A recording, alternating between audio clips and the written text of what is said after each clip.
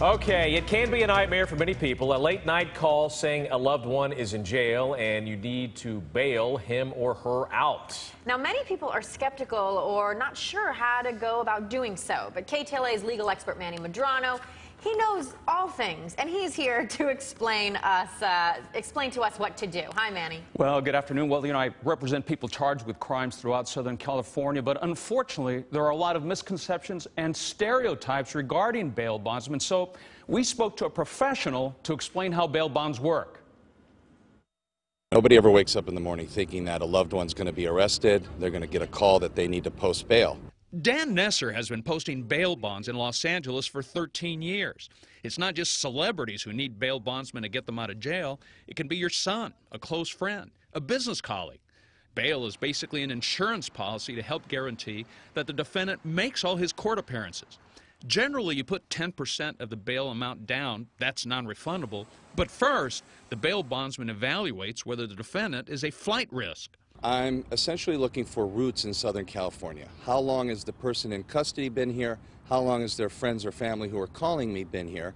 Where do they work? Where do they live? How long have they been here? Nesser says warning bells go off for certain types of arrestees. It's transient types, people who are here on a short-term basis, maybe from out of town. They're here visiting for work or pleasure.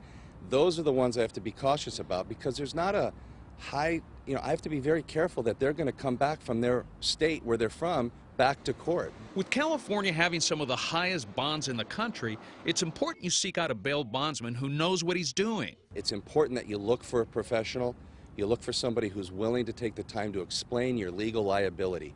And don't ever, ever, ever do business with the bail bondsman unless you want to get copies of everything you sign. Nesser says families often don't realize how a criminal conviction can derail college plans, a job application.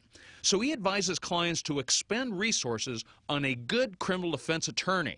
I would never advise someone to take money that they may have to put towards a bail over a criminal defense lawyer. Proper representation to me supersedes getting out of jail right away.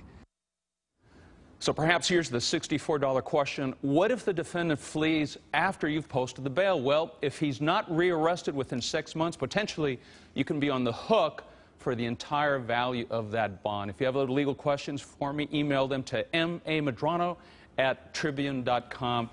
Bail, I deal with these issues every day with my criminal clients. Okay, so say somebody's bail set at $50,000.